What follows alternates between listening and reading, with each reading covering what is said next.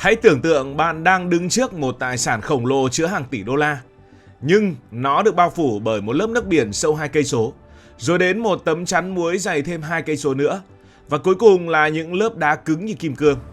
Đó chính là thực tế mà các mỏ dầu được bao bọc bởi muối, một khái niệm mà cách đây 20 năm người ta coi là chuyện viễn tưởng để khai thác. Brazil từ lâu vẫn được biết đến là một quốc gia của vũ điệu samba và những đôi chân ma thuật, nhưng trên bản đồ dầu mỏ thế giới, họ từng chỉ là một cái tên rất mờ nhạt. Thế rồi một bước ngoặt định mệnh vào năm 2006 đã thay đổi tất cả. Khi đó các nhà khoa học của tập đoàn Petrobras đã quyết định làm một việc mà tất cả những ông lớn đều e dè. Họ muốn nhìn xuyên qua bức tường muối khổng lồ dưới đáy biển. Bạn phải biết rằng lớp muối này giống như một lớp kính khổng lồ làm nhiễu loạn mọi tín hiệu địa chấn. Khi bạn gửi sóng âm xuống để dò tìm dầu, lớp muối này sẽ phản xạ âm thanh lung tung khiến các bản đồ địa chất hiện ra như một màn hình TV bị nhiễu sóng. Nhưng người Brazil đã không bỏ cuộc. Họ dùng những siêu máy tính và những thuật toán phức tạp nhất thời bấy giờ để lọc nhiễu. Và khi bức màn muối được vén lên, cả thế giới đã phải bàng hoàng trước những gì hiện ra bên dưới. Đó không chỉ là một vài túi dầu, mà là một hệ thống dầu mỏ khổng lồ nằm trải dọc bờ biển phía đông nam Brazil.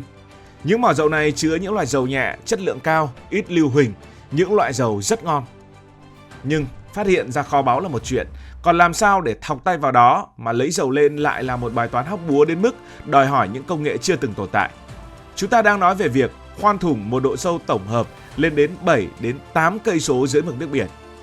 Để dễ hình dung, nếu bạn trồng hai ngọn núi Phan Xipang lên nhau rồi đặt xuống đáy biển, thì mũi khoan của người Brazil vẫn phải đi sâu hơn thế nữa mới chạm tới dầu. Và đây chính là khởi đầu của một cuộc cách mạng năng lượng ngoạn mục nhất thế kỷ 21.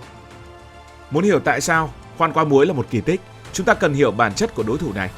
Muối ở độ sâu 4.000 m dưới đáy biển không giống như muối bạn rắc vào bát phở hay dùng để nấu ăn.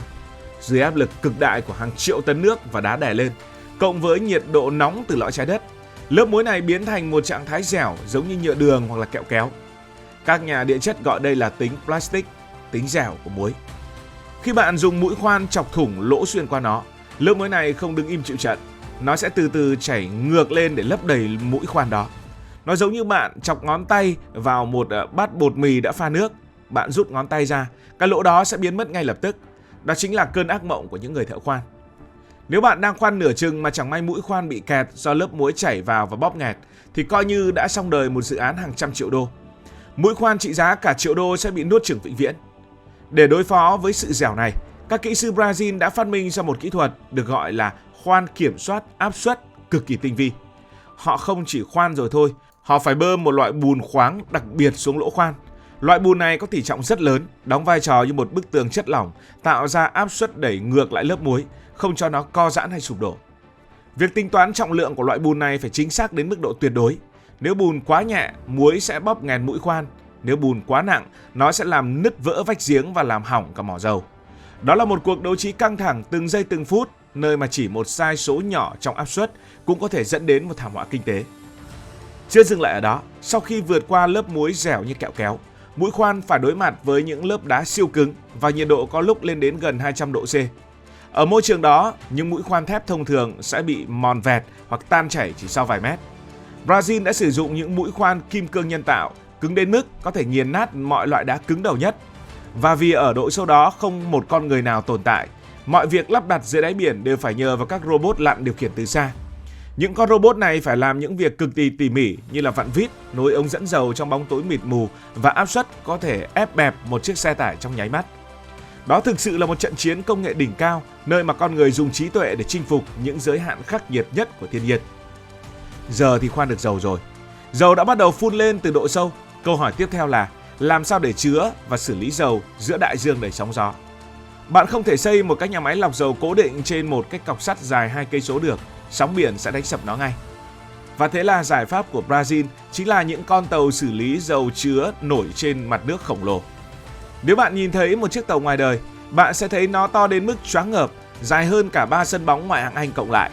Đây không chỉ là những con tàu chở dầu, mà là một thành phố công nghiệp thu nhỏ di động trên mặt nước. Mỗi chiếc tàu như vậy giống như một trái tim của mỏ dầu. Nó không chỉ hút dầu lên mà còn thực hiện một loạt những quy trình hóa học phức tạp nhất trên boong tàu. Dầu khi mới hút từ dưới đáy biển lên thường cực kỳ bẩn. Nó lẫn lộn với nước biển, cát và đặc biệt là các loại khí độc. Tàu sẽ tách nước trả lại biển, lọc sạch cát và xử lý khí ga. Một điểm cực kỳ thông minh của người Brazil đó là họ không xả khí CO2 ra môi trường để gây hiệu ứng nhà kính. Thay vào đó, họ dùng những máy nén khổng lồ để bơm ngược khí CO2 đó xuống lại giếng dầu ở độ sâu 7.000 mét. Việc này vừa giúp bảo vệ môi trường, vừa tạo ra áp suất lớn để đẩy thêm nhiều lớp dầu thô lên mặt đất. Đúng là một mũi tên trúng hai đích, vừa làm kinh tế giỏi, vừa giữ cho môi trường sạch sẽ. Những con tàu này cũng là những kỳ quan thực sự. Chúng có thể chứa tới 2 triệu thùng dầu trong bụng và có thể hoạt động liên tục ngoài khơi suốt 25 năm mà không cần vào bờ để bảo trì.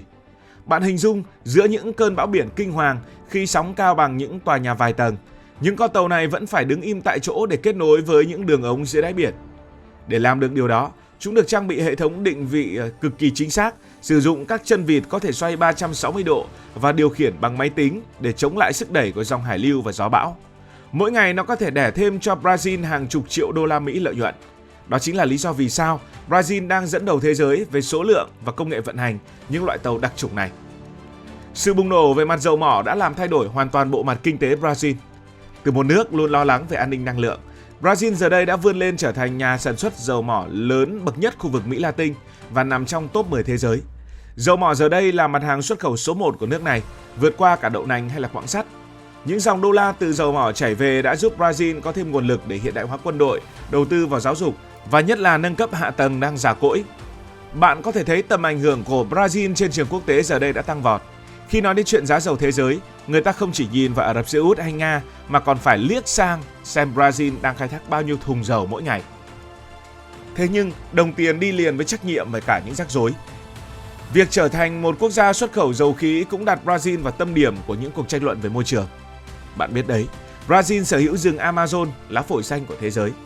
Việc mở rộng khai thác dầu ở các khu vực nhạy cảm, ví dụ như gần cửa sông Amazon, đang vấp phải sự phản ứng dữ dội từ các tổ chức bảo vệ môi trường.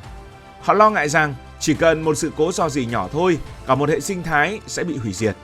Đây là một bài toán đánh đổi nhức đầu, chọn sự giàu có nhanh chóng từ dầu mỏ hay chọn bảo tồn thiên nhiên cho con cái đời sau. Chính phủ Brazil đang phải đi trên một sợi dây thừng rất mỏng manh để cân bằng giữa phát triển kinh tế và trách nhiệm với hành tinh. Chưa kể, việc có quá nhiều tiền từ dầu mỏ đôi khi lại là một lời nguyền tài nguyên.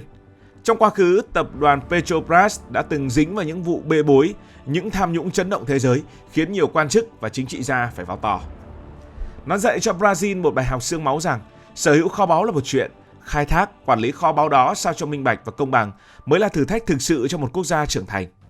Tuy nhiên, nhìn một cách khách quan, những gì Brazil làm được với lớp muối dày hàng cây số kia thực sự là một bản anh hùng ca về ý chí và công nghệ. Nó chứng minh rằng không có bức tường nào là không thể xuyên thủng nếu chúng ta có đủ sự kiên trì, một cái đầu lạnh và có đủ trí thông minh. Cảm ơn vì đã quan tâm theo dõi video này. Nếu thấy hay, hãy nhấn nút like và đăng ký kênh. Hẹn gặp lại trong các video kế tiếp.